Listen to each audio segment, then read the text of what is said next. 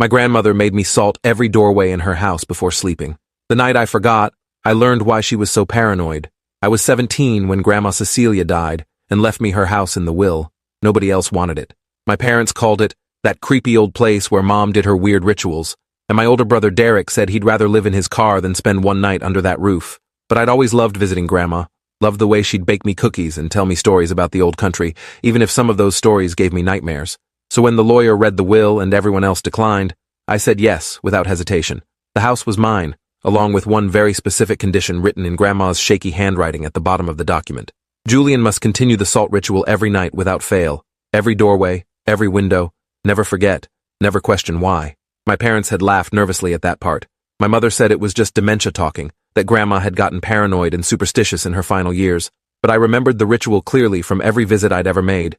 Every single night at exactly 9 p.m., Grandma would take her ceramic bowl filled with coarse salt and walk through the house, sprinkling a thin line across every threshold, every windowsill, muttering words in a language I didn't recognize. She'd done it for as long as I could remember, and she'd never explained why beyond saying, "It keeps them out, Julian.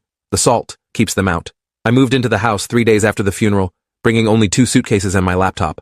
The place was exactly as I remembered it, slightly musty and smelling of lavender and old books, with photographs covering every wall and Grandma's collection of ceramic angels watching from every shelf. But there was something else too, something I'd never noticed during my visits, maybe because Grandma's presence had masked it.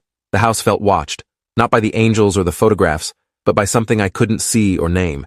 The feeling was strongest near the doorways, like the air itself was thicker there, pressing against you when you crossed from one room to another. I found Grandma's salt bowl on the kitchen counter, right where she'd always kept it, next to a handwritten note in her distinctive cursive. "Julian, you promised you'd continue this.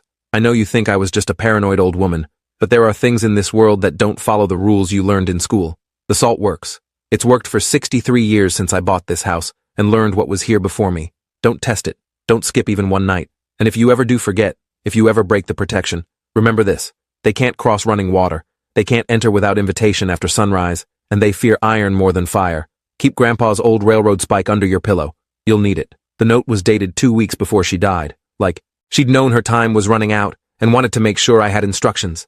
That first night, I followed the ritual exactly as I'd watched Grandma do it countless times. At 9 p.m., I took the bowl of salt and walked through the house, starting at the front door and moving clockwise through every room. I sprinkled salt across the threshold of the front door, the back door, the basement door, the bathroom door, bedroom doors, even the closets. Then I moved to the windows, every single one, creating unbroken lines of white crystals on the sills. The whole process took about 20 minutes, and when I finished, I felt ridiculous. Here I was, a high school senior who'd taken AP Physics